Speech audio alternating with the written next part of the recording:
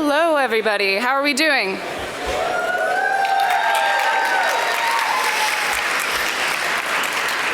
Thank you very much. My name is Lyric, and I am by far the least fashionable person in this room right now. I am also the events manager for the American Cinematheque, and I want to thank you sincerely on behalf of both the Cinematheque and UCLA for being here for this Sketch to Screen panel today. Is this anyone's first time being back in the gorgeous Egyptian theater? Oh my gosh. Well, we're so happy to have you here and so happy to see such an enormous and such an excited crowd. We want to, of course, as always, thank our members. We want to thank our friends who are going to be running the show for us today, Spencer and Sam. Let's give them a round of applause.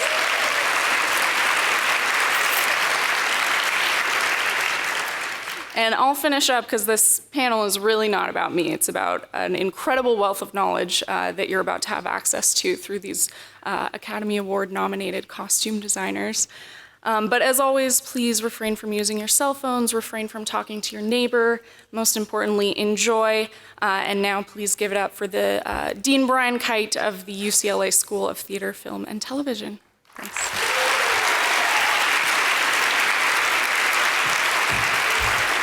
Thank you, Lyric. Good morning, everybody. I am so glad you're here. I love this event. I am not kidding. Life-changing. All right, maybe that's too much. I don't know about life-changing. But it is an incredible event, and I'm really glad you're all here. This event is amazing, and we have all 6 nominated designers here for you from 5 incredible films. In fact, this is the only time that those designers get to be together in this crazy Oscar weekend. They are backstage seeing each other and mixing for this time, and then we bring them all together, and that is one of the things that makes this absolutely so special. We do have some great guests here, though, from UCLA, including the chair of the Department of Theater, Michelle Lou Carragher is here. There's Michelle right there. Also, the chair of the Department of Film, Television, and Digital Media, Professor Amy Villarejo is here. Amy, thanks for being here. We also have a lot of current and prospective students. Students, can you just give a little shout there? Students that are here. Thank you for those of you that are not students clapping, so it felt like there were more students here. I think that's what just happened. This is the culminating event of the Critical Costume Conference that we've been hosting at UCLA with international designers and scholars from around the world being here from more than 20 countries. Are you here? Say hello. God, UCLA sounds like such an incredible place, doesn't it? Let's find out a little bit more about it. Here's a clip, quick little sizzle reel for you.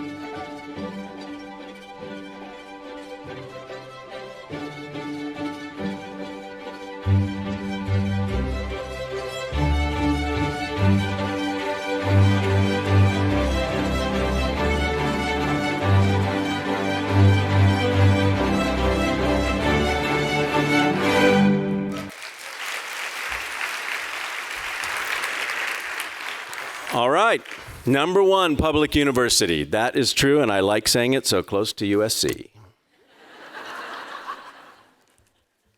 The reason this is, and I'm partly joking, but a life-changing event. The first time I came to Sketch to Screen, and I saw the clip package of the films that you're about to see, Deborah, who I'm about to introduce, before the package said, just watch the costumes. And I don't think I'd ever watched a clip package like that before, and now it will never be the same for me. What these designers do is absolutely phenomenal. And they deserve the credit for the Best Actor Award, Best Director. They are a part of all of the... They are a part of all of these different awards, including the categories that they appear in. But maybe I'm just inspired because of the person I'm about to introduce. Deborah Naduman-Landis is a costume designer, historian, and endowed chair at UCLA School of Theater, Film, and Television. She's also the founding director of the David C. Copley Center for Costume Design. Her movies include Animal House, Blues Brothers, An American Werewolf in London, Raiders of the Lost Ark, Trading Places, Three Amigos, Coming to America, for which she was nominated for an Academy Award, and the groundbreaking music video, Michael Jackson's Thriller. So let's just take a moment to think, okay, so Indiana Jones's hat, Deborah. Michael Jackson's jacket, Deborah. Our morning, Deborah. Her costumes are in the Smithsonian, they're in the Rock and Roll Hall of Fame, the National Museum of African American History and Culture.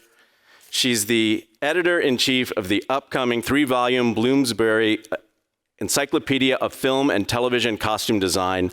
They will also be publishing an updated version of her 2007 volume, Dressed in 2025. Our host and our guide for this morning, distinguished Professor Deborah Landis. Deborah.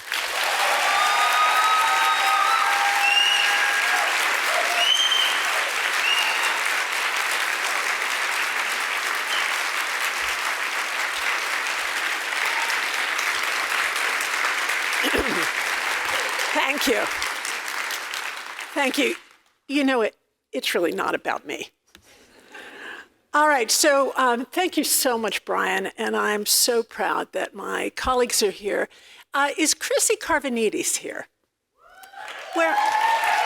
All right, she's sitting in the back of the room with some prospective students, but Chrissy really shoulders the costume design department, the costume design program at UCLA.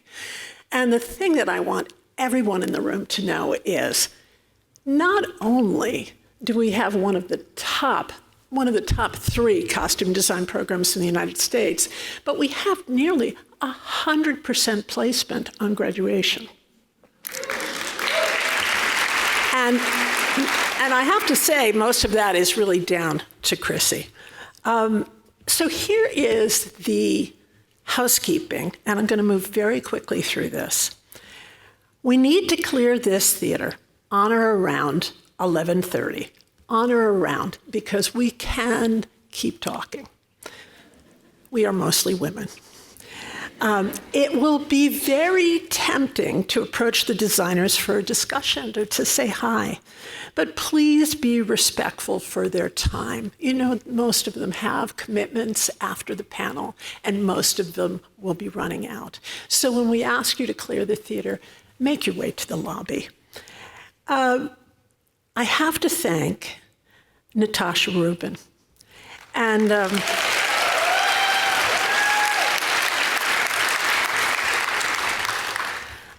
she really makes me possible. She's the head of the Copley Center Research. That's her official title, but she can do everything. And I would like to thank my husband, John Landis.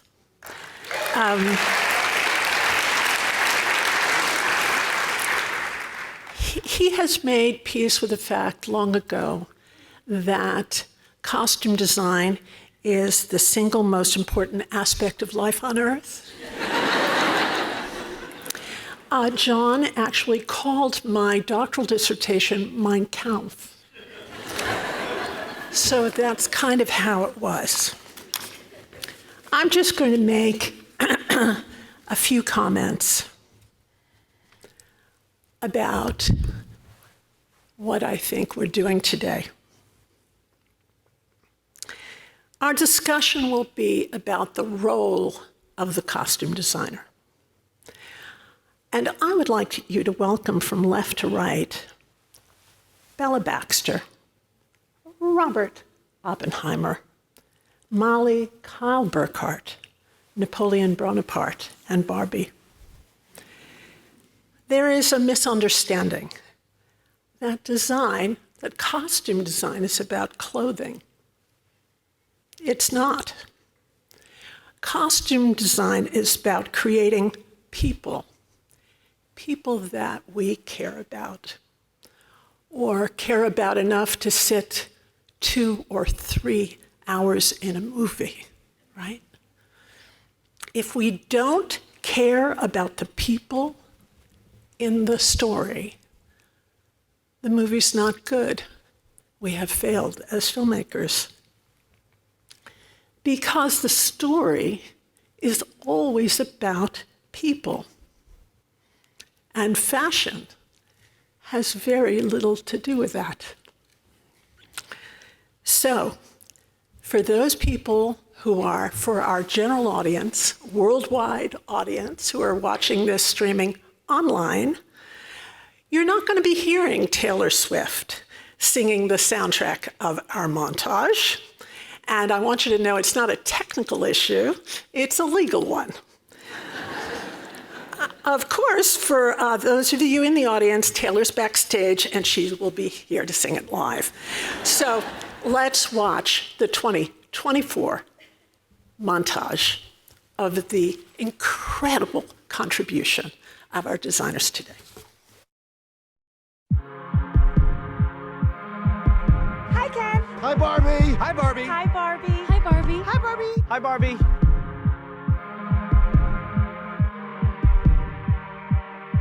He said, let's get out of this town, drive out of the city, away from the crowds. I thought heaven can't help me now, nothing lasts forever. But this is gonna take me down. He's so tall and handsome as hell. He's so bad, but he does it so well. I can see the end as it begins. My one condition is, say you'll remember me, standing in a nice dress, staring at the sunset, babe. Red lips and rosy cheeks. Say you'll see me again, even if it's just in your wildest dreams. Wildest dreams.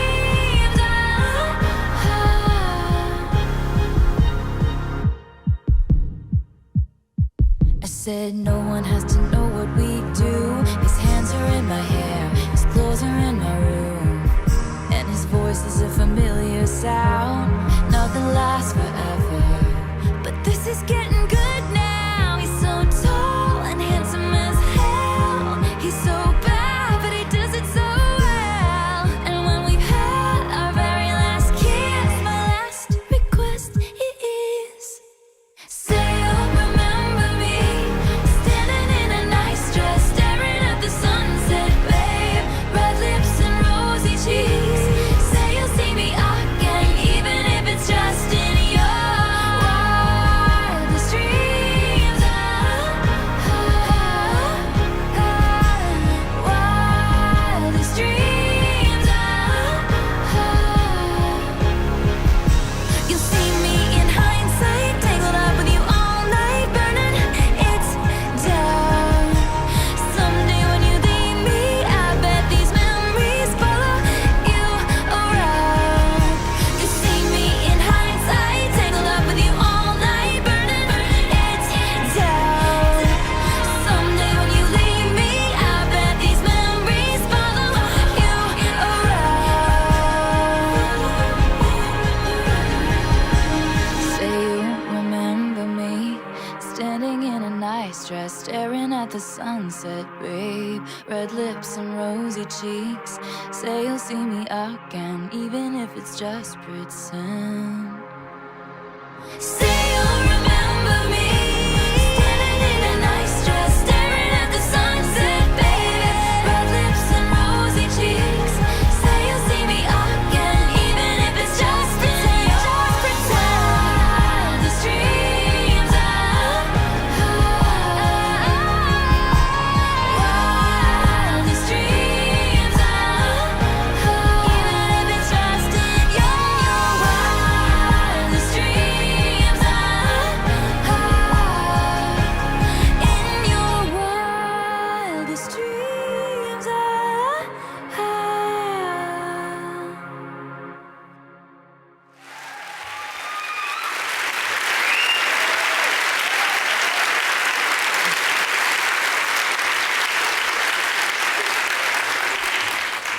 Everybody, would you help me welcome Holly Waddington?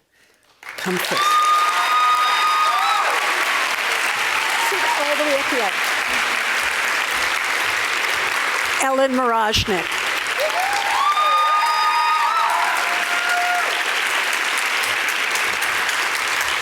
Jacqueline West.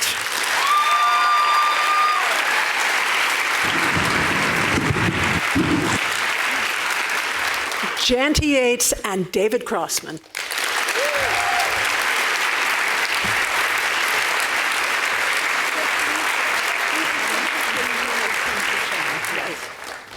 And Jacqueline Duran.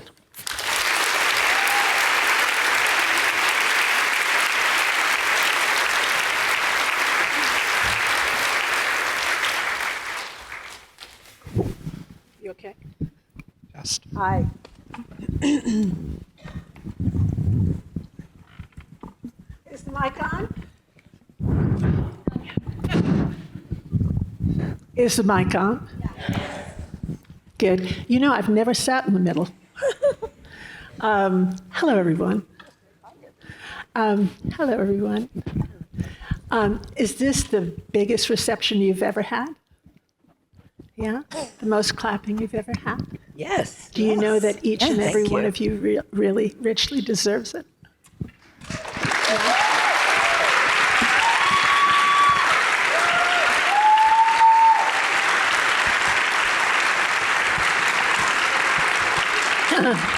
These are my friends and colleagues, and they are not paid enough for what they do.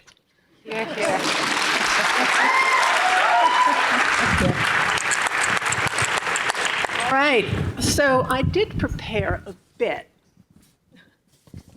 All right, Holly. Hello. The sleeves, so boring. The sleeves are the elephant in the room.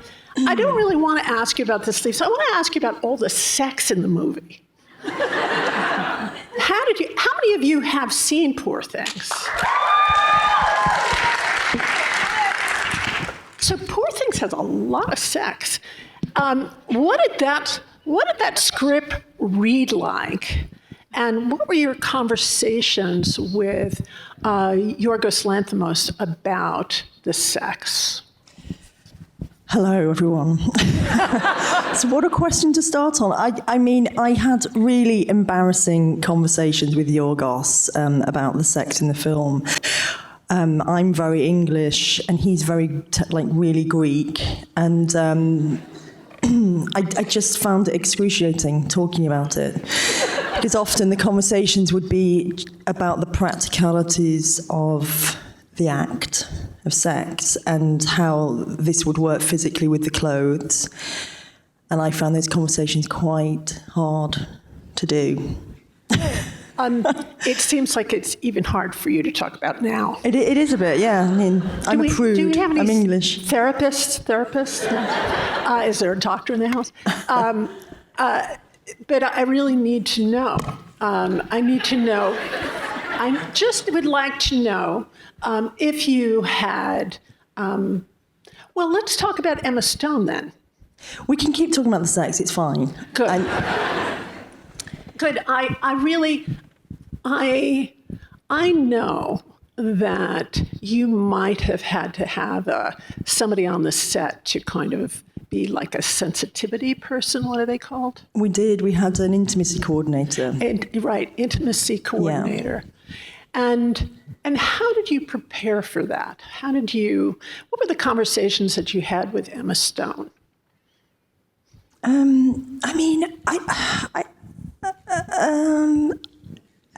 don't think we talked about the sex as a sort of thing in itself. We talked about the costumes and what she would be doing in the scenes. I think that there's probably so much sex in it that it just was all part of it. I don't remember sort of separating it out, really. I think those kind of sensitive areas to do with like how much of her would be seen and how, I think that was all really handled by Elle, the intimacy coordinator. There was a lot of I don't know, really. I'm not answering this very well, but I just feel like we talked about Bella. I don't think we separated it out in that way. All right, so that gets to the heart of the matter. Okay. Because what I really wanted to do today was talk about Bella Baxter and Robert Oppenheimer and Molly and Napoleon and Barbie. I wanted to talk to growing her. How did you begin to make her a person from a screenplay? Tell me about your first conversations with the director. So from the beginning, it felt very obvious to me. Like when I first read the script, I imagined her being very discordant in the way that she was put together. So I imagined the clothes never being very fully completed, so things always missing.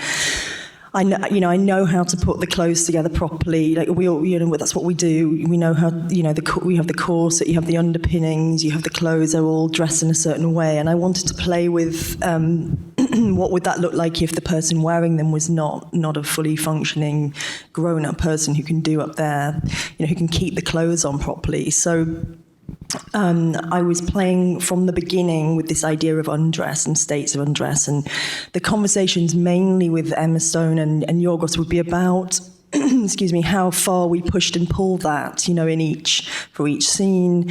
And often those conversations would be happening on the morning, getting dressed, should we have should we just be knickers today? It was like that. And then there's this development through the film. So at the beginning, when she's in the house, there's a particular quality to that. The fabrics are very childlike. Have I gone off the question?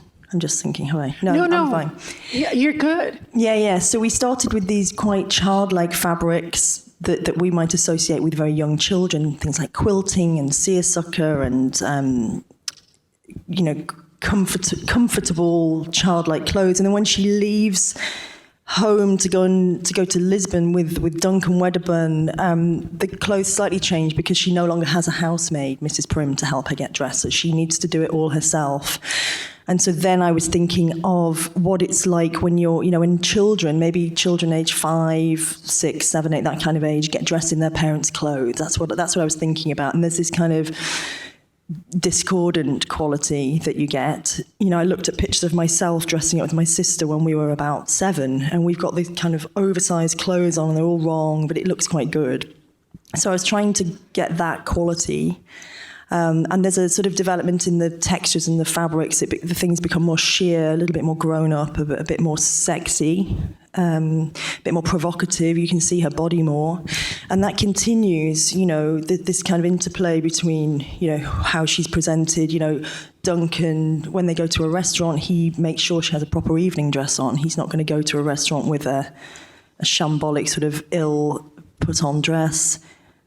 And then the clothes progress toward, by the end she's in a jumper and a pair of trousers, and that's sort of at the point when she's kind of fully fledged and ready to go into the world and do something useful with herself. That's really useful for me and really helps me a lot with the costumes. I don't know if I made this up or whether I read that you said it in an interview, but it was like a little kid who is rebellious because little kids often want to wear their tutu to school. And they're always pulling their dresses over their heads, right? They're always doing this, and they're always wanting to wear whatever they want to school. Their shiny shoes and their tutus, and they look like a mess, but that's who children are. And that's kind of how I read it. Did I read that, or did you actually say that? I think, yeah. I mean, they're the things that I was thinking about. I was looking at. I spend quite a lot of time with children. I look at my own kids who were very young when I did Poor Things, and they don't wear clothes willingly. They tend to shed things. So often they, even if they're fully dressed by myself or their dad, by mid-morning, they often don't have any trousers on. They're often naked from the waist down, which is like a sort of look that is the stuff of my nightmares, the sort of thing I would have an anxiety dream about. And they just willingly go around like that. sometimes the underpants are on their head, and there's often a bit of fancy dress mixed in. So I was thinking about that sort of quality is what I was striving for. Well, that's it. I think that's it. And because I've been asked about those tap pants or knickers, but I just thought, she just doesn't want to put the skirt on. She's so rebellious. She's so bad. Look at how she eats. And she doesn't know the sartorial rules either. She hasn't learned them yet. She doesn't have anybody to teach her. Sorry, I didn't. She doesn't have anybody to teach her. There's no one Not to here, teach. sorry. Oh, I'm a bit deaf. oh, me too.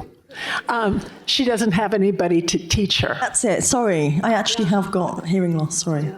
Yeah, me too. Need to get hearing aids. Too much time with John Landis. That's what it is. Ellen. Yes. Ellen. Hi, Deborah. Hi, Ellen. So, I'm with people who I love so much and whose contribution I have. I'm so attached to these colleagues. Such a long career, Ellen. That it has been. It's been a it's been a blessed time. It really has been a blessed time. And I've been, at this moment in time, this is the first nomination that I ever received. And That's a round of applause.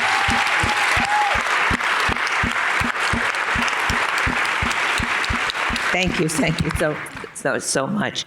And in receiving it, it has allowed me and others to look back over this career of a long time and the work that I've done. And sometimes you don't get to look at that.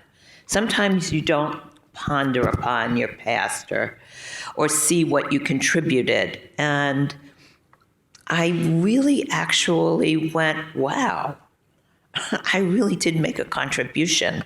And I was quite, I felt honored that others recognized it and that we spoke of it and what they felt the contribution to our culture was. And I think that as an end result, I'm a lucky girl right now. I am a very lucky girl, and I just I have so much gratitude for everything and everyone that sits on this panel, everyone's talent. Our community is so rich, and we have made such a difference, I think. Yes, because when you think of a movie that you love, you think of the people in the movie. And Absolutely. And that's where we are, right? Tell me, how did Christopher Nolan approach you? What was it like getting that screenplay?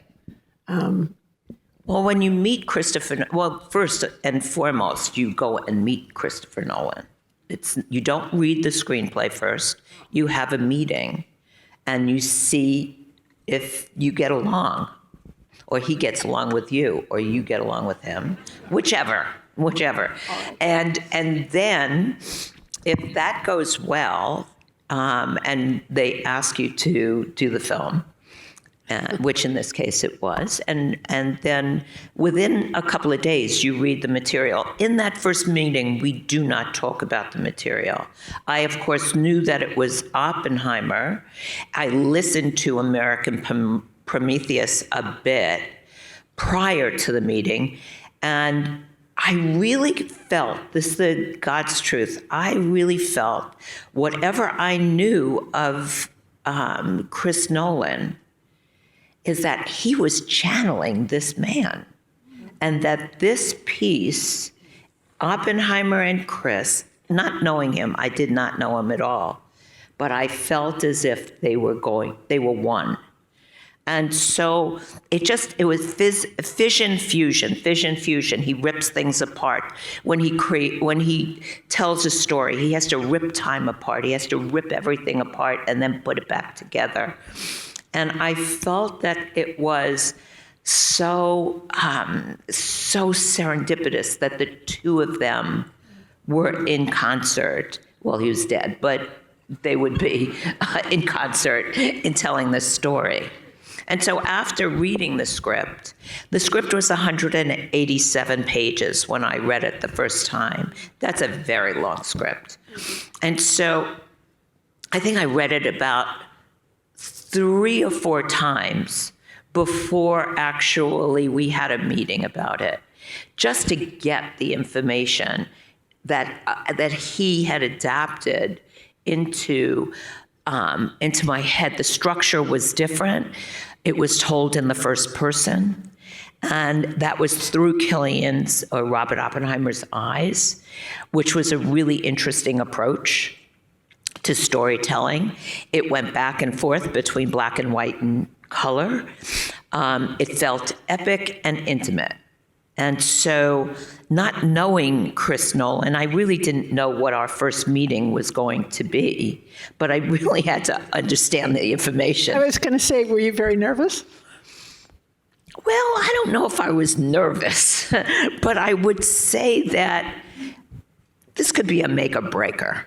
You know, it was either we were really going to get along or we weren't.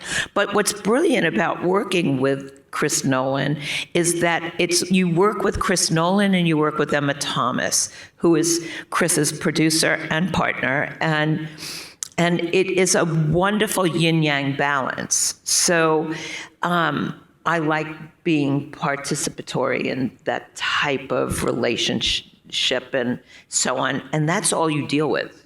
There are no pictures, there is no committee, there is no studio, there is nothing other than collaborating with them. So to me, that's heaven. And it was so reminiscent of times past of that long career and working with really some very great directors where you did collaborate. And so here I was in a situation that I felt blessed in, being able to collaborate like we always did, you know, and it was normal, not necessarily like they collaborate today or non-collaborate today. Yeah, we'll be talking to Jacqueline Duran much later about Barbie. We can ask about what that was like. Yeah, so back to Chris Nolan. So you had this kind of intimate thing which became almost like theater where let's put on a show. We're doing it together. We're going to design it together. Let's put on a show. Did you shoot it all in Los Alamos in New Mexico? We shot quite a bit in New Mexico, north to south. And we shot in Los Alamos proper, but not on the exterior. Everything was built by Ruth DeJong, who is brilliant. The whole show, frankly, which in looking at it now, I feel as if it was such a seamless film. Everything was built. The world was built, whether it was costumes, whether it was production design, everything was built.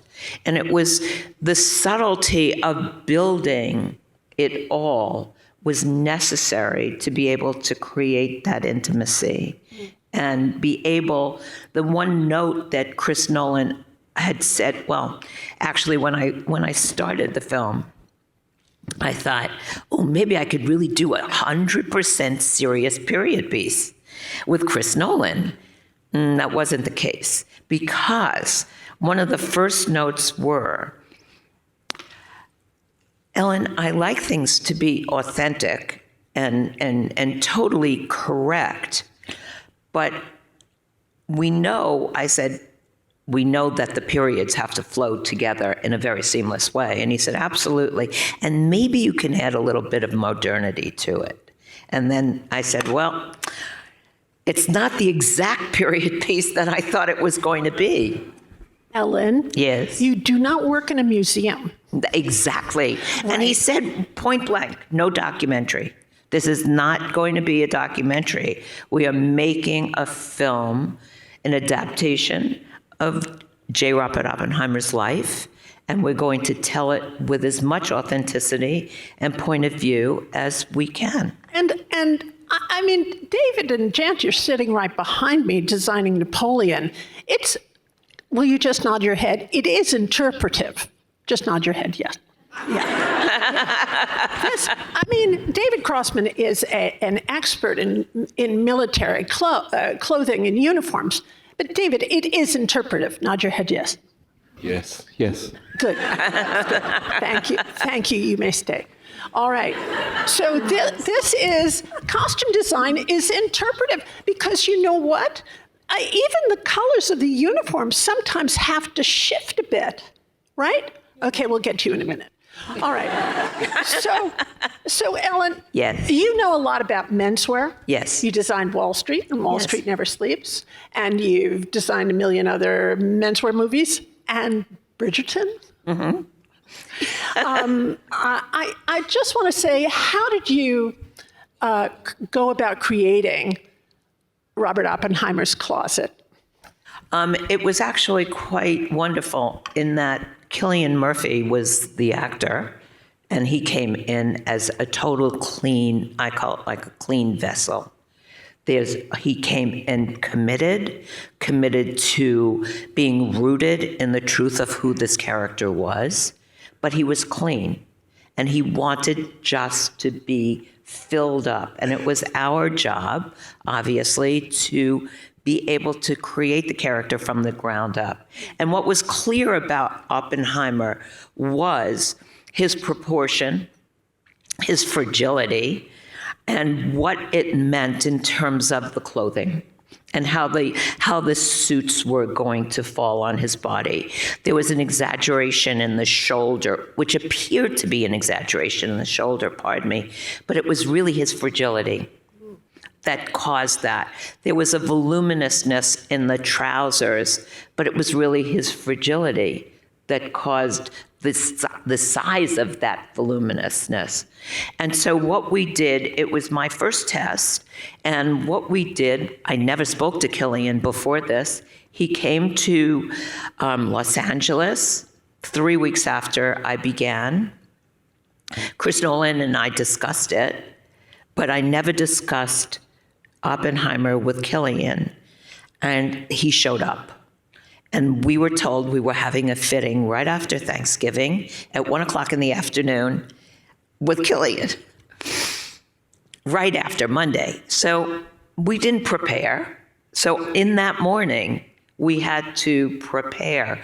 But what was great about it was that instead of sketching it, which I have no objection to whatsoever, we had the real person in front of us, and we could collage what was necessary. We could experiment with shape and proportion and see what we could get. And I was fortunate to be able to find at Motion Picture a hat that was a similar shape. Not the hat, but enough of a hat to get the idea. And so we began, and it was all in front of Chris and Emma. What we began to do was just try different shapes on, and within, I would say it was 40 minutes, we found it. Wow. And the next day, it was on film. Wow. And Good it was story. perfect. It was scary, it was perfect. And he looks as beautiful as Bella Baxter looks. Yes, they were a handsome couple. They're a very handsome couple. As beautiful and elegant as she looks is as elegant as Robert Oppenheimer looks. And he was absolutely a character, a human being character in real life that was, he always searched for his iconographic image. He was purposeful as a person in absolutely presenting himself in a way that was more powerful and more handsome and very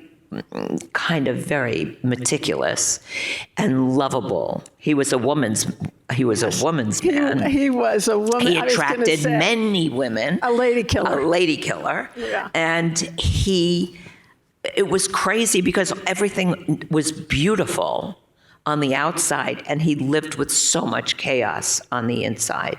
And so between the chaos and the fragility, he needed to present an image of perfection and power. We're going to move on to Molly Kyle Burkhart now, the beauty right behind me. Jacqueline West, would you please tell me, because you see, Ellen is working, actually, Holly worked with Yorgos for the first time, director for the first time. Ellen, you've worked with Chris Nolan for the first time. Jacqueline, it's the first time you worked for Martin Scorsese. Tell us about that call. It was exciting. It was during the height of COVID, and I was on a project in Canada, and it was shut down because of the pandemic, and we headed for our closest house in Deadwood, South Dakota, and we sat the pandemic out there. Very few people live in Deadwood, and we felt really safe, and we had our dog with us, so we never made it back to Los Angeles. And it was kind of an idyllic year for us. We don't get to spend a lot of time there. And you really feel a real connection there with all Native peoples. We're very close to Pine Ridge. We're near the Cheyenne Reserve, the Crow Reserve, and my husband's 1/4 Blackfeet. So I've always had I've done several movies with Native American cast. And I had read the book. When I was doing The Revenant with Leo, he had gotten the rights to the book and talked to Jack Fisk and me about possibly doing it. But when it went to Marty, he always works with somebody else. So I never dreamed I would ever be part of that. And one day I was sitting on my front porch of my house, and I got a phone call, and it was Marty asking me if I would do Killers of the Flower Moon. And I was pretty speechless, and I said, of course. And he said, okay, you're hired. And I had never met with him. And I said, well, should I send you things? And he said, I know your work. And then he was very, very nice, but very, quick and to the point. And he said, well, someone will be calling you. And I remember putting the phone down on the table, running in the house, running upstairs, telling my husband that I just was hired by Martin Scorsese to do Killers of the Flower Moon. I started jumping up and down.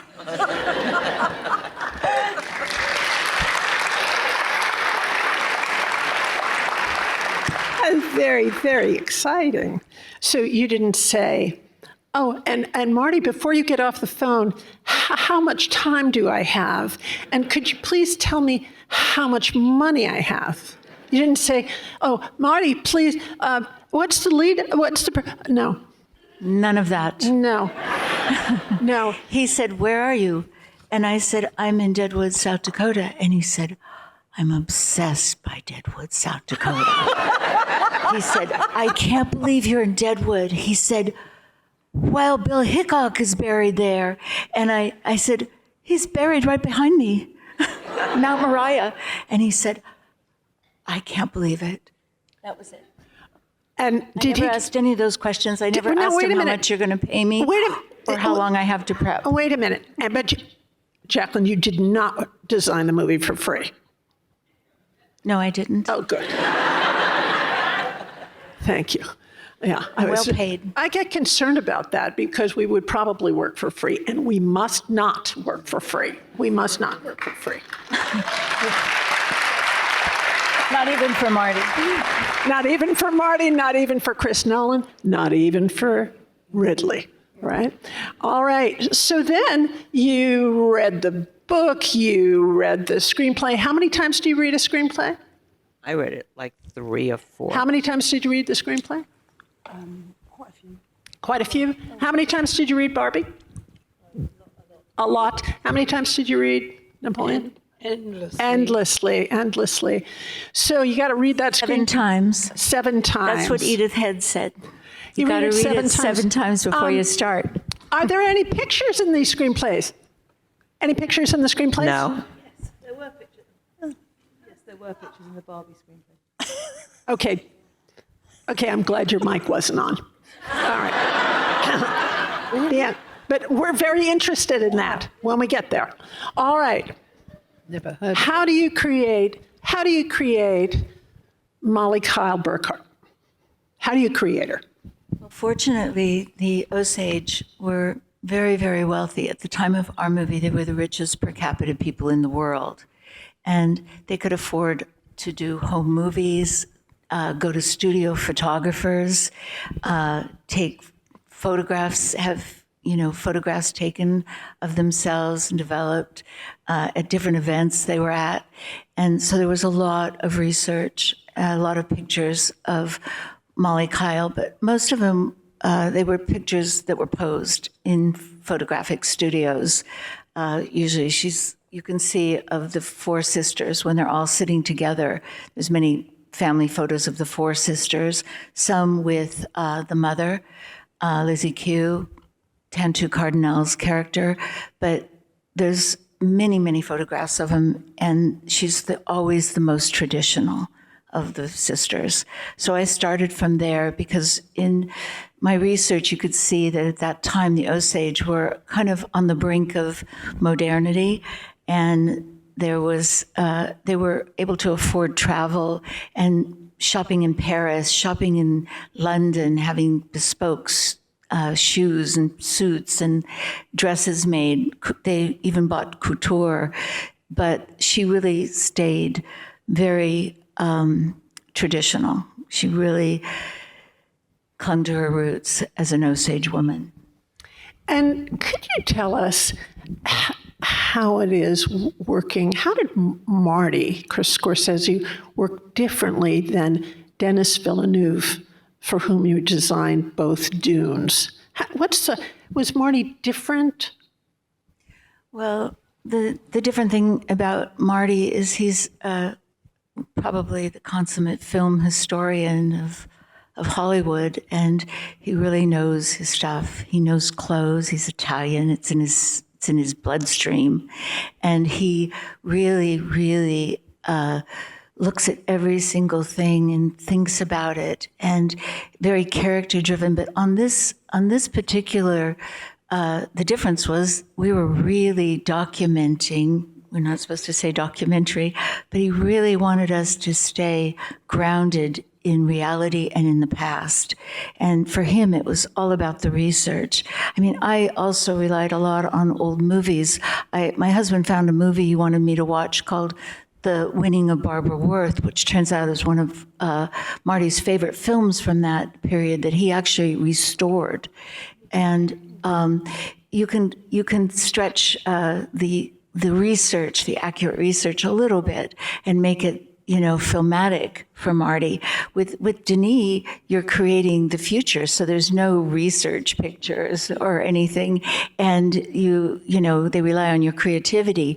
Marty wanted us to portray the Osage accurately, right across the board, from Molly's houses for Jack, and exactly what the sisters wore for me. And because of all of this documentation they were able to do because of their wealth, we had a lot to go by.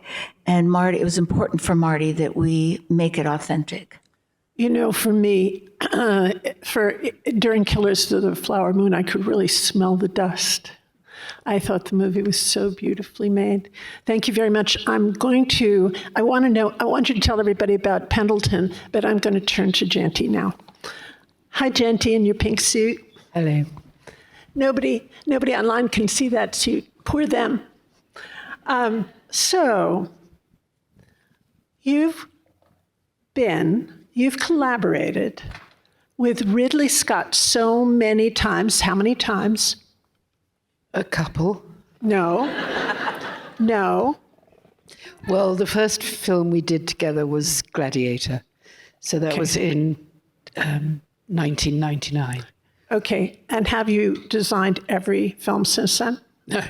Not quite. Not quite. But many, many, many movies. Because really, when I was looking at your CV, I was thinking, oh, Ridley probably just sends her the script and then kind of gives her a wink. It's a bit like that. Is it a bit like that? We do have a lot of shorthand now. It's true. But I have worked for other directors. Yeah, I know. I know that. It's just that Ridley is a man of great expansive vision. Well, we've gone from space to 300 BC. Right. In the same year, more or less. All right. Yes. And you're preparing, and I know that. Are you preparing Gladiator 2 now? We've just finished shooting it. Oh, wow. Yeah, we were shooting all last year. Oh, wow. Interrupted by the strike, of course. Sure. And we finished in February. Sure. And Dave was with me on that journey as well. Thank goodness. You bring him everywhere now, do you? Can't work without him. Can't. So let's talk a little bit about Napoleon. And what I really want to know is, how does your version differ from other versions that we've seen? It's much better. Thank you. Good night, everyone. Okay, Janty, how is it better? Give me 3 ways that this Napoleon is better than other Napoleons. Number one, I had Dave.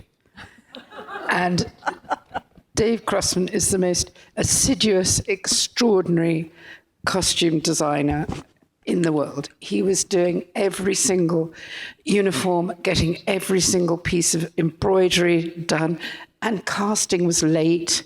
It always is, it seems to me nowadays. And he was getting things embroidered constantly in Pakistan and just winging it, hoping it won't be a 56 chest, 6'6" monster. But very often they were. Yes. They were. Sorry, I'm talking for you. Anyway, without him, I could never have done that job. Never, ever. He took everything off my hands and just went with it. He was doing the Russians, the Prussians, the Austrians, the French, 40 regiments of French, the British, the Cossacks, the Egyptian army. I don't know how he did it. David, how many people did you dress in the movie? Well, I mean, it was. Don't count them now. We dressed a lot of the same. we dressed a lot of the same person a lot of times. So each extra would have about sort of 8 costumes. Or Hold your mic. but we made around 4,000 uniforms. But all right. But I think the important thing was, it wasn't so much a military job. It was more about getting the shapes and the silhouettes right for that time, because they were so based in civilian fashion, like the amazing hats and the shapes and the colours. And so it's easy to fall into this kind of costume house look. Nothing against anything that's in costume houses, but you wanted it to be, look as good as the paintings of the time and the beautiful colours and silhouettes. That's what we were trying to do. The beautiful embroidery rather than cheap-looking embroidery, all that kind of. So all of that took a lot of time. So we had to anticipate a lot in advance, because we didn't have anybody and we didn't have a script and we didn't have, Okay, wait a minute. We were in an office in West London with not much to go on, Nothing. really. So we were just We had a lot of paintings. Yeah. Yes, That was there are a our lot research. of paintings, and there are a lot of big paintings, Huge. huge paintings. Literally, I went to the Louvre and just was completely, that's us, that's us. I mean, they're that's almost us. like reportage of the time, because Right. Napoleon always had his artists with him. Yes. Right. So there's He did. sketches, there's nice contemporary sketches of things and paintings, and so you could really follow those, as an almost, not just accurate, because obviously there's always inaccuracies, but just to try and get that kind of feel. But 4,000 costumes. Well, it just built up. I mean, It's I because of heard the what you period, said because it went past the that, French but- Revolution through to Waterloo, so by the time you tot up each battle, Yeah. and, it just.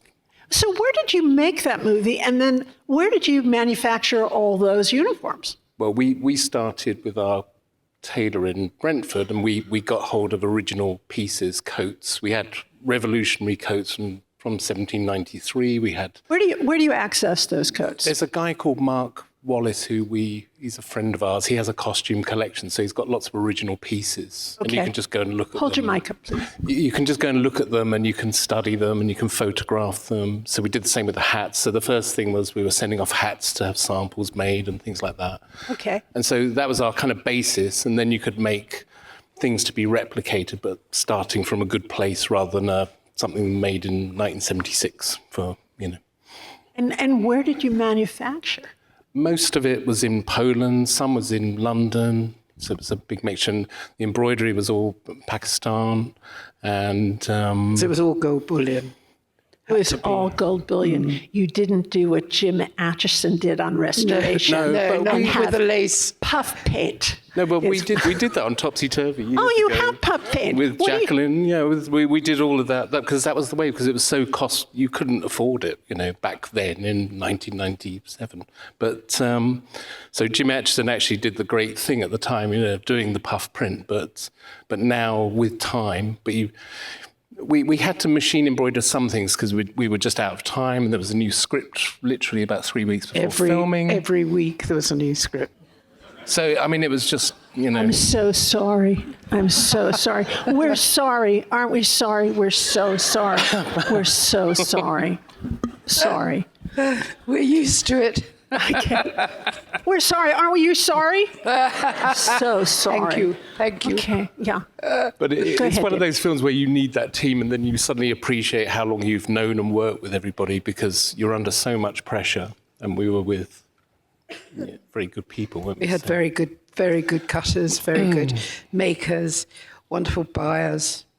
We had the best team, and they're carrying with us to Gladiator 2 as well. Yeah, with a film like Napoleon, you do fall into, and I'm trying not to. I mean, I like to start. It's obvious to start with the scale of the thing, but it really does just come down to this performance, this gorgeous portrait, right? So it does come down to one person, and his name is above the title, right? Napoleon. I don't know if our guests today know that Joaquin is a vegan. Could you talk a little bit about how you create the uniforms of Napoleon with no wool? Just go for it and hold your mic up. I'm sorry. We say it's all thanks to Woody Harrelson, I think, because when we were doing a Star Wars film, and he also wears vegan clothing. Who does? Woody Harrelson. Woody Harrelson. So we used. But So Woody Harrelson, we expect, got these right? We got these samples from this German company who worked with tree bark, processed into tree bark. Tree bark. And we were trying to make him some gloves, and it was obviously terrible for gloves because it looked like tree bark. But I remembered this, and then when it came to Napoleon, we got some of the same tree bark in, and we got in Rome to make a good sample hat to the measurements in the museum. And then one place just didn't bother, they just sent us a felt hat. Yeah, and then the other extraordinary. place sent us this beautiful hat. Brilliant. Amazing hat, moved in Rome. And and that was such a great starting point. And then because everything else you can do in moleskin and faux leathers are a lot better now. They've come along, haven't they, over the years? So brushed cotton? Was it brushed cotton? Yes, or? but kind of weighty. Like the riding coat is a kind of good, sort of heavy. All moleskin. Moleskin. Yeah. Because you couldn't. There's not much else, and you didn't want to. We did some linens for his earlier revolutionary kind of looks, and Hold on, David. Moleskin is not the skin of a mole. No. It's Big diaries. obviously not available here, but it has another name, I'm sure. We'll look it up. Thank you. Sorry about I'll that. send it to everyone in the audience, obviously. All right, so the hat that we're looking at, that gorgeous hat, yes, and I Ugandan tree held a bark. hat, one of your hats, in my hand yesterday. It's so beautiful. And what really impressed me, because of course it would, was the little button was actually a proper engraved button. Yeah, it's a little turned wooden button. It's made by, I can't remember, I think she's in Yorkshire, but for some reason she makes those. I don't know why, but I don't know how sustainable it is for her, but she makes them, so that's great. And so we turn some for for wacky. Yeah, I really coveted that button, but I didn't take it. I left it there. How was it? How was working on this big picture? How long did it take from, let's say, from the beginning of shooting to wrap? How long did Napoleon take? Much less time than estimated. That's not a proper answer. No, it's not. But Ridley is always at war with the schedule.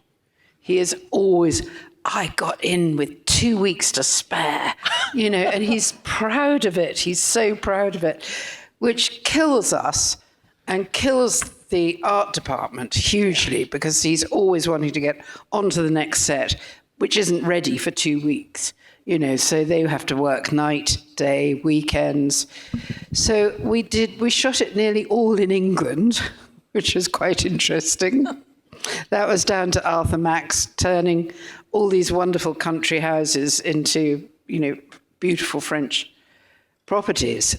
And then the last hurrah was in Malta for 6 weeks.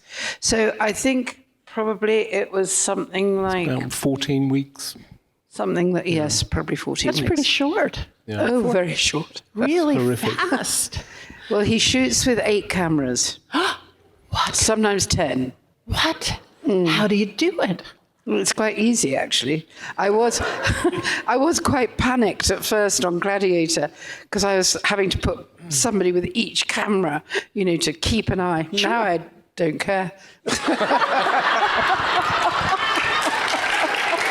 Well, thank you, but it's true.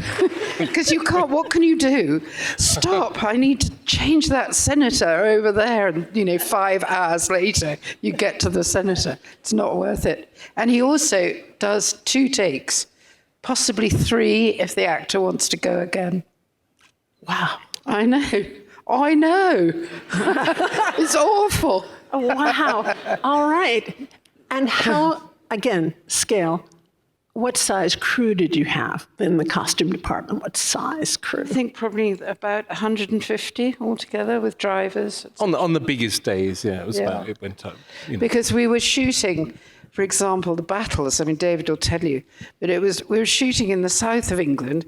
Then we were having to pack up well, I wasn't, but he was, articulated lorries to go to the north of England for the next morning's shooting, to be there at 4 to dress all the soldiers. David, we have a union in this town. Yeah, but because it was all location dependent. So, and because they'd paid for some of these locations, as soon as the date changes, you've got to stick to that place or else you lose that money. So, we were literally doing the coronation one day and then Waterloo the next day, and then the Congress. No. And so it from Lincoln down to the south of England.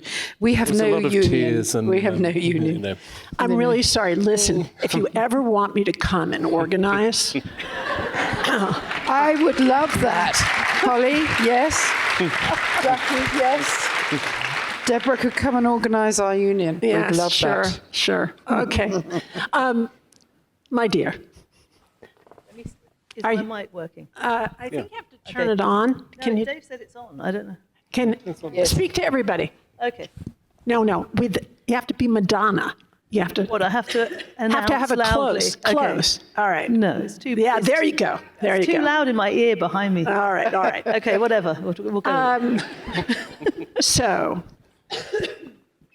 we seem to be doing this every year together. No. It's many years since I've been here. All right. You worked, no, I hate that word. You collaborated with Greta Gerwig on Little Women. That was an interpretive design, 19th century, mid-19th century design for a traditional novel. When she called you about Barbie, what was that conversation like? Well, I mean, it was surprising, and Barbie wouldn't have necessarily been a film that I would be searching out. But of course, when Greta's doing it, it becomes a really fascinating project. And I obviously immediately said yes, but had no idea what I'd said yes to, pretty much. And then we spent months. She was making white noise in Ohio, I think, and we had like Zoom calls periodically to ask questions and to talk about how we were going to approach it, because it's actually just a blank page. Like, where do you start? And I was thinking this morning about Barbie, which is probably what you're going to ask me anyway. But I was thinking about Barbie, and I was thinking about how with costume, quite often you ground yourself in the character of the person that you're working with. But with Barbie, there is no character. She's a piece of plastic, and she has an empty brain. So Now, wait a minute. no, I mean, she doesn't in the movie, but when she's just there on the page, what is she? And so we had lots of back and forth, and we made up rules for the world of Barbie, just different things. You know, for instance, well, I'm jumping ahead, but she always dresses for what she's doing, because her identity is actually outside of her. It's in the context of what she's doing. It's not motivated by her character. And the other thing that comes from that approach is really that, you know, I could have gone many different ways with it. I could have gone to a high fashion way. I could have done different things. But for me, what seemed to make the most sense was to go into the history of Mattel, partly because Greta had written it starting in 1959 with the swimsuit, and partly because if you are kind of guessing what's inside Barbie's brain, then the history of Mattel is in there. And the thing is, it's very much as well, because it's outward facing, it's very much about the people that have played with Barbie. And so what people's imaginations since 1959 have made with this doll. And it was extremely important to connect with everybody who loved Barbie. It was about making a film that they would love. That was the most important thing about it. Thank you. My daughter had a lot of Barbies, and it was my pleasure because when she went to bed, they were all naked. They were always all naked, just like Bella, you know, right? They were naked, and then I dressed them and put them away, right? It was my great pleasure to dress my daughter's Barbies. So how was it? What were the fittings like? Frenetic. Frenetic. Well, there were so many costumes. At the beginning, because the rule is that she dresses for whatever she's doing, it essentially means she changes every time she changes scene, because you've made the rule for yourself, and then you have to stick with it. And then when we first put that into action, it meant that she would change costume every 2 minutes, which is like a killer. I mean, you can't have a film like that. So we had to slightly condense it. But pretty much there were just a lot of costumes. And did you make many multiple costumes? Not so. I mean, everyone has a few multiples, but I don't think there was anything. The costume in the real world, the kind of pink two-piece waistcoat and flares. That had more multiples, but that's it. And I hate to shift, but all anybody wants to know is about Ken. But that's not fair. I've got a Barbie picture there. I know. I have Barbie, but he's so fabulous. He is so fabulous, yeah. And the thing is that we got to work first with Margot, because Margot was a producer, so she was there, and also the film's called Barbie, so you had to work that out. So there was a long row of Barbie costumes all around the office, and then Ken just kind of slotted into Barbie because he doesn't have an identity. I mean, he's always playing off of what Barbie is and what Barbie wants him to be. So that was how it was structured. And then obviously halfway through, when he comes back and we're in a different world, then he starts to build his own identity. And was he always considered for the Ken role, or did you have someone else? No, he was always considered.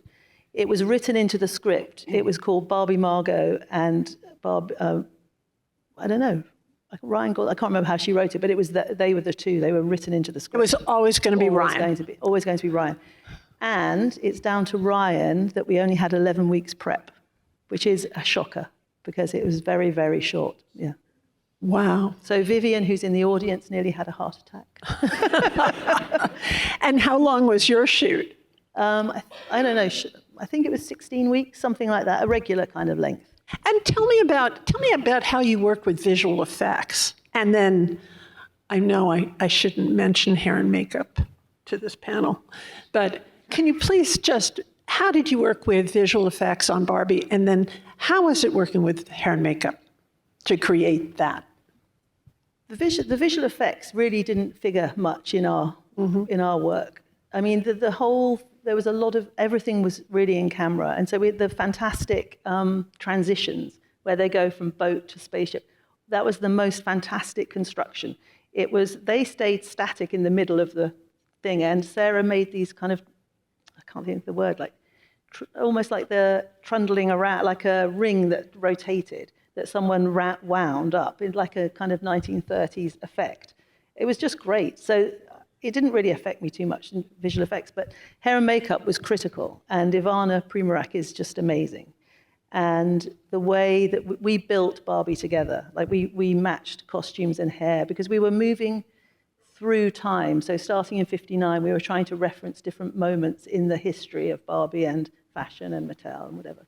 And so Ivana and I were working very closely with matching hairstyles and iconic people we wanted to kind of bring into it, kind of Brigitte Bardot. We had a Brigitte Bardot hair, Catherine Deneuve hair, all those things that build a kind of idea of perfection and nostalgia. It was so important to get that black and white swimsuit right. She looks unbelievable. And that was the only, one of the other rules we found early on was that we were not going to do a particularly corseted Barbie body, but that is the only costume that has a corset. And also, if you look at it really closely, you can see that the fabric is printed with a knit print because the original costume was knitted, but because I wanted it to be so tight and fitted, I didn't want to make it in a knit, so I printed a knit onto a solid fabric. Wow. All right. So, nearly done. I'm going to turn. All right. Holly, what was the worst moment on the film?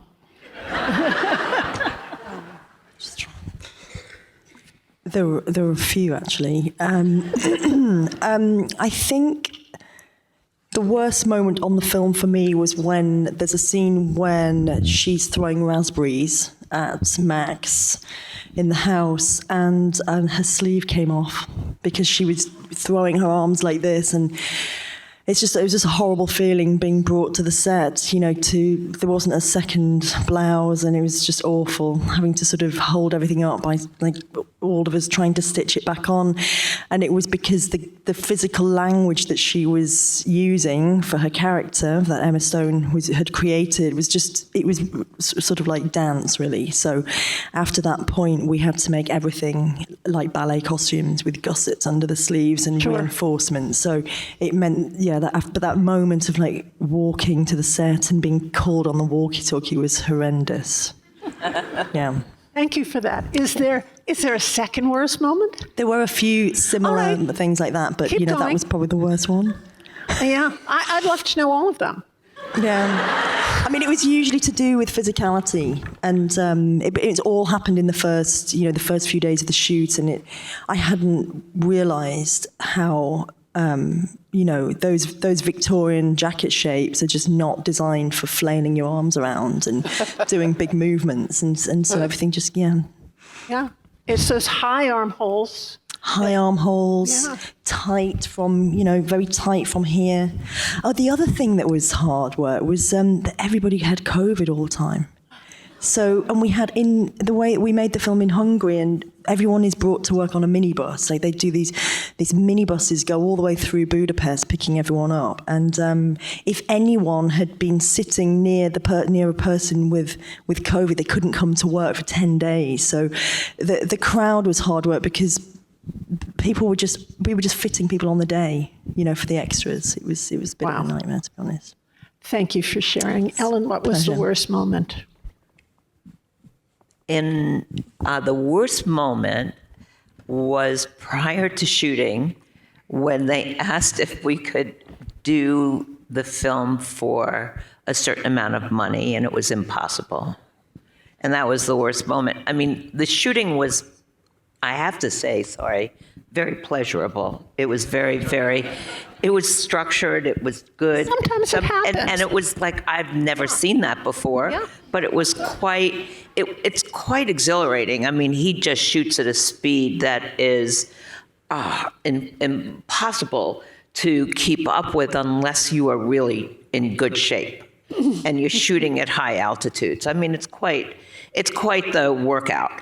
But the worst one was, I think that they were hoping to do the film for the budget of Dunkirk, which was ridiculous. How much? It's like $195,000. Okay.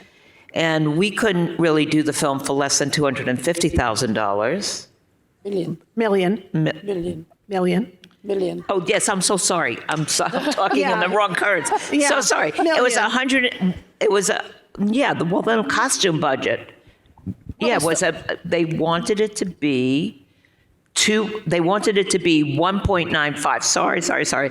And I couldn't do the budget. I couldn't do the film for less than 2.5 million for the costumes budget. But that includes labor. Right. Includes labor. And so I just sat there and said, guys, I don't lie. I will not tell you I could do it. And they said, well, how about 2-1? And I said, no. How about 2-3? And they got really frustrated and said, okay, we'll try it at 2-3. Until I said, I think I have to leave the film. Wow. So you threatened. I did say that. I did because, this was a really, really very, very intense group to be with. And I called the producer on a Saturday, like the Saturday after, and said, I don't lie. I can't do this. I don't want to really make anybody believe that I am doing a bad job, or I don't want to deceive you. So I think I have to leave. And he said, well, hold on. And we didn't arrive at a number then, but they let up on the pressure.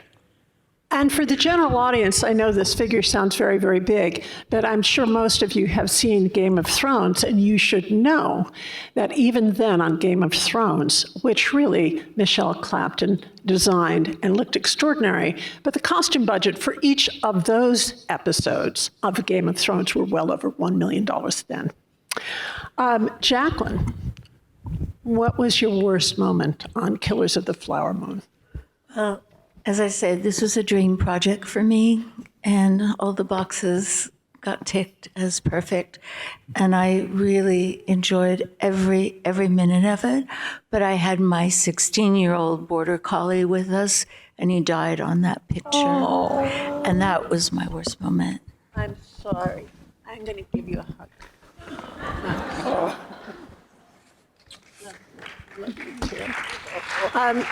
John and I lost our two dogs this past year, Jim and Judy, and it's no easy thing to lose a dog, right? When you're working so intensely. Yeah. And you need that moment just to mourn. I know. My baby. Well, tell everybody because we care. Go ahead, tell them. No, it's just when you're working on such an intense and huge project, and then something comes along that just kind of puts everything in its perspective, and you don't have a moment to really mourn your pal. That's a hard moment on a movie. Yeah, that's a bad story. I'm Real so life. sorry. Real life. We love our dogs. What was your collectively or separately, David and Genty, what was your worst moment? Well, mine, I don't think it was David's, but mine was when they changed the script entirely 6 weeks before we started shooting. And they changed the lead actress 6 weeks before we started shooting.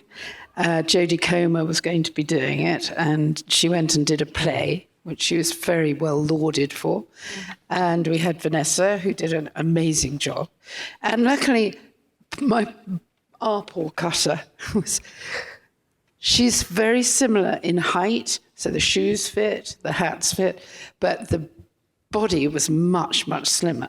So we'd made all the costumes, more or less, and we had to take in great bunch loads plus the new script, introduced his mother, up first week, 5 outfits. His 3 sisters, up first week, 3 sisters, 5 outfits, 15 outfits. And then Josephine's daughter was introduced, and her son. What? In the first week, we had 11 outfits for her and 5 or 6 for him. I didn't care, and by then it was just... Christ on a bike. Basically, we spent most of that time driving around the south coast of England to all those wonderful little costume teams that are just hidden around the south coast of England. Just, can you do this? Can you do this? Can you do this? And Angel's costumes came up very trumps. They had a blank in them making for some reason. So they did a lot of it as well. It was horrendous. So Absolutely. sorry. And that's before the shoot. Oh. Dave, over to you. I don't know what to say. You have my condolences. We did it. I was so sorry. We did it, but they never showed in the film. What? No. What? What? No. All those people? All those people. And the one time the daughter was there, she's wearing the same dress in the beginning of the film to the end of the film, and it's the only 2 times we see her. Shanti, why are you still working for Ridley Scott? And everything's black and white. It's never colour. Oh, my We God. have the Prince of Darkness Oh, as stop. the DOP. This is Who I terrible. love, but you know, it's fine. I'm very happy. I love my work. Of course you do. David. It's COVID related, like Holly's really. It's like you're in the middle of that horrible schedule and we're all on location in London, and it relies on everything being moved and being there the next day in the right place. And then you just get the phone call that your key people have got COVID, then somebody else has COVID. And I think on the day that we were doing the Congress of Vienna in London, just everyone was dropping, and we were doing Waterloo the next day. It was just, you just felt like it was falling apart. It was this horrible feeling Every day. I you just love it can't when you say, David, control and we're this. doing Waterloo the next day. But it- I mean, that's the best, right? True. just awful. It is. I wish I could say I was doing Waterloo the next day. It's, yeah. Yeah, and you had, yeah, Awful. That's awful. yeah, hilarious. All right, thank you. Jacqueline. I think the worst thing that happened really was just timing. It was just only having 11 weeks prep was just not enough time. And so we had to start like day one, just manufacturing from day one, printing the fabrics, choosing the colors, sending it out to the makers. And the thing is that the rules kind of have, as I said with Barbie, the lead Barbie, it means that she changes costume, but it also has the same impact on every other Barbie, every Ken, everyone changes all the time. And so you combine that with Greta, who writes at 90 miles an hour, and sometimes you have like 5 costume changes a page. And it's just, I don't know, it's an unbelievable kind of thing. It's just a juggernaut that starts and never stops. So I think it was bad, but it's what it was. It was, ladies and gentlemen, Jacqueline Duran, it was bad, but it's what it was. Okay, this is what we're going to do. Q&A. So while I ask the next question, which is an easy one, those of you who would like to ask a question, could you please line up? You can see Lyric just there. Line up by that mic and just walk down, be brave, walk down, and then we're going to do a Q&A in about a minute. All right? I'm going to go this way this time. Okay. Jacqueline, what's the best thing about being a costume designer? Being in the fitting room and seeing a character come to life. David, what's the best thing about being a costume designer? Probably the first phone call and the early research and just when it doesn't feel horrible. It's kind of a nice, it's kind of full of David, promise. Waterloo. It's the promise of the nice expectation of the job that's going to come, before it goes, you know. Tits up. Wait a minute, are you talking about your mortgage?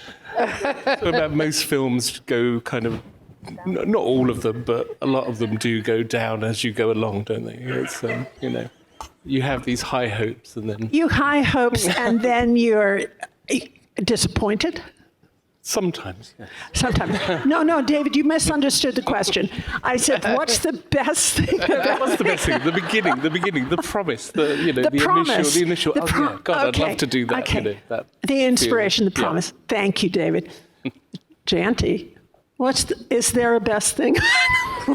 What's good about being a costume designer? What's the best thing about being a costume designer? I love working with Ridley. He's so inspirational. He's a genius. He's an artist.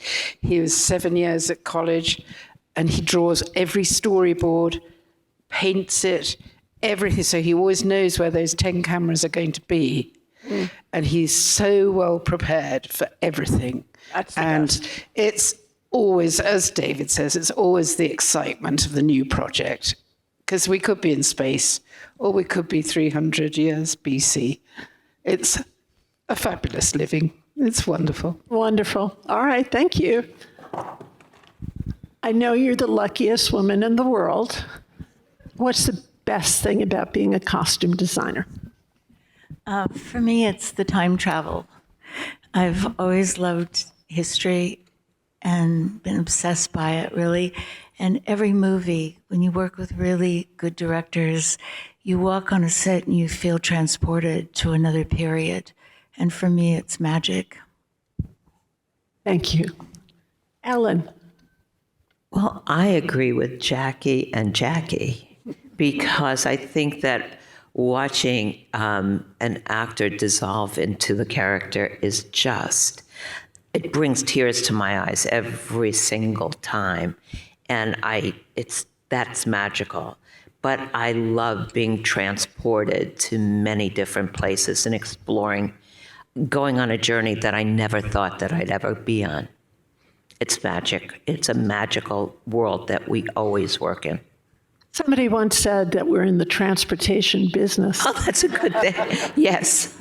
And it's true. Holly. I'm the last one, so I've got to think of something new. I really love what you two have just said about time travel, and I've never really heard anyone define it like that. And I agree with you. I like all of it. I think there are some things I don't like about the job, but I actually, when I break it down, I really like all of the aspects of it that I'm responsible for. I also, like Jacqueline, I really love that point of transformation when somebody's turning into somebody else. I totally love this thing about time travel too. I like doing all the research and the reading and I love clothes. I like working with people. I like all of it actually. I don't like dealing with, I won't talk about what I don't like, but I like a lot of it. There's a lot of aspects of it that I think are great. Thanks, Holly.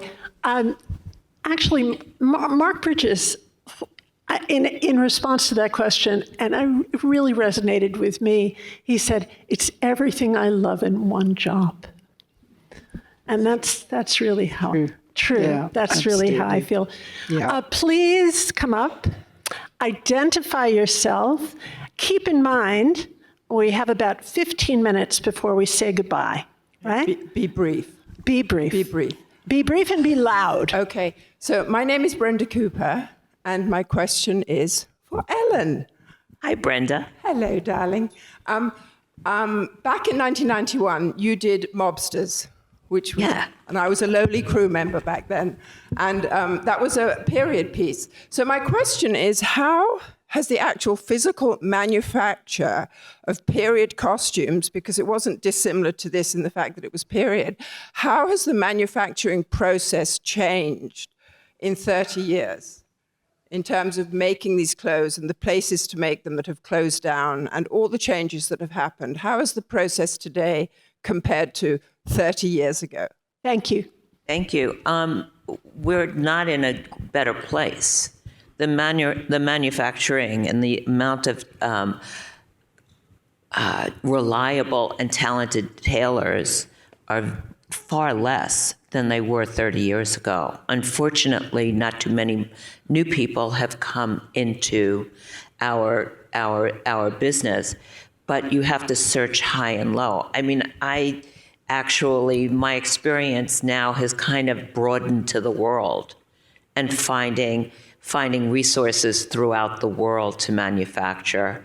And that would be very different than when we worked, I think, with every tailor in Los Angeles, for that matter, on that film. Yeah. No longer. I mean, I have met some very talented people. I wish they were in Los Angeles, but they're not. Yes. It's hard.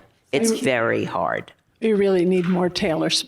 Okay, thank you. Congratulations, Alan, and congratulations, everybody. Thank you. Thank you very much.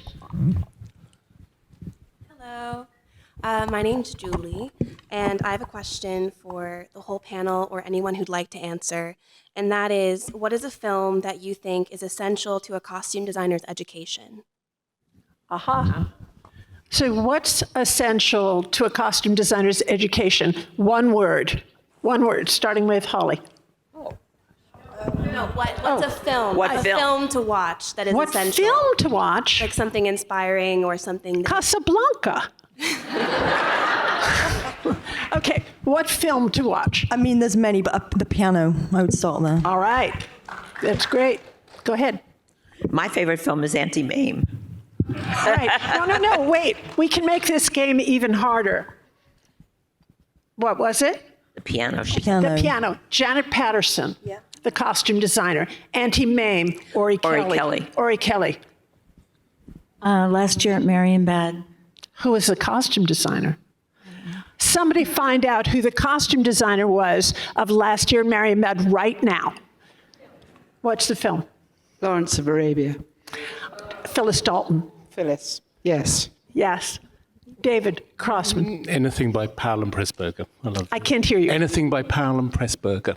Red Shoes, Colonel Blimp, things like that. Costume designer? There was various Hein Heckroth, and I can't remember the other person. Okay. Important to say those names out loud because you know what's going to happen? Somebody's going to mention our movies and they won't remember our names either. The costumes. They'll remember the clothes, but they won't remember the who. Who is it? Thank you very much. Well done. All right. Any movie designed by Piero Tosti. No one said his name yet, and I have to say it. The Leopard. The Leopard. But All right. all of his. Catherine But Dennis. all of his films, God bless Piero Tosi. Thank you. I think you got your answer. Thank you so much. All right, next person. One of my favorite movies. Hello, my name's Benjamin. I'm a 705 costumer. Having worked on a vegan costume production where we had to make 30-odd copies of the same plastic shoes, I wondered what considerations you have to take into when you're in pre-production or in production on a film that has to require all vegan materials, whether it's multiple. Thank you very much. David Janty. I didn't really hear him. I'm sorry, I didn't. He worked on a film on a production that was an all-vegan production. All right. So what materials did you find useful? Or what considerations do you have to take in when you're planning an all-vegan production? To me, it's an ongoing technology. So things like the leathers, they just improve every year. So people are always developing better things, you know, it's always the shoes and then it just kind of becomes impossible on gloves and things. So it's still a kind of bad area. And so sometimes you do end up with a slight compromise on some of the fabrics because there's just no other way. But you know, most of the time they can be substituted, but you do lose something, I feel, along the way. But there's nothing you can. Sometimes they're actually completely fake fabrics, like mixed polyesters, that actually kind of mimic quite good wools, which we found on Napoleon for some of the coats. Do they last as long? Well, I don't care if they last as long, really. As long as they last for the film, it's great. You know, they can disintegrate on wrap, it's fine. But it's as long as they last while we're shooting, because vegan leather used to literally disintegrate and fall apart, and but now it's much more robust. But yeah, you know, you just try and get what's best at the time, you know, because it's always improving. Thank you very much. Thank you. Next question. Hi, My name's Ella. I'm a producer at American Film Institute, and I'm wondering what a producer can do to make a costume designer's job easier in pre-production or on production day.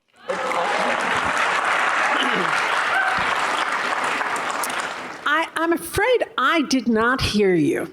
So could you speak much louder so the panel may hear your question? Hi, my name is Ella. I'm a producing fellow at American Film Institute. I'm wondering what a producer can do in pre-production or production day to make a costume designer's job easier. How much time do you have? As much as you like to give me. All right. Aside from money and time, what can a producer do to make our lives easier, Janty? I would love, and maybe this is completely mad, but I would love a more feminine outlook from producers. They're nearly all male, very few female producers. They always get it immediately and they understand. I don't know why. Maybe it's just in our genes, but you could explain yourself red in the face to male producers and over, and they still don't get it. And I would just like a lot more females in production. And of course,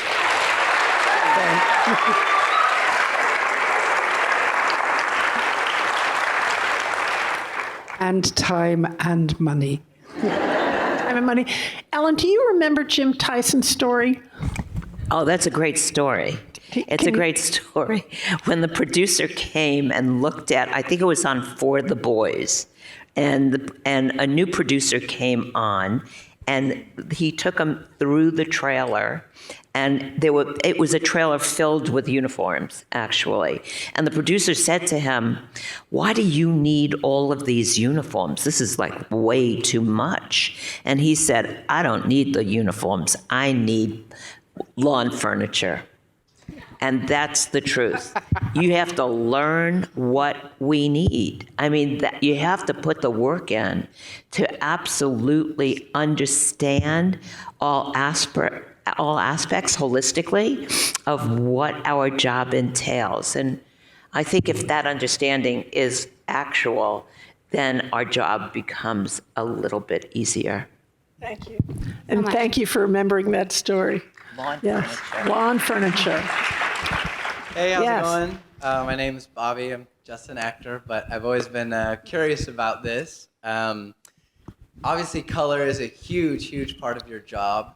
And 3 films primarily on the right side of the panel here. Poor Things, Oppenheimer, and actually Doom Part 2 just blew my mind this week. Seriously, I'm processing it still. There are significant portions of those 3 films that are in black and white.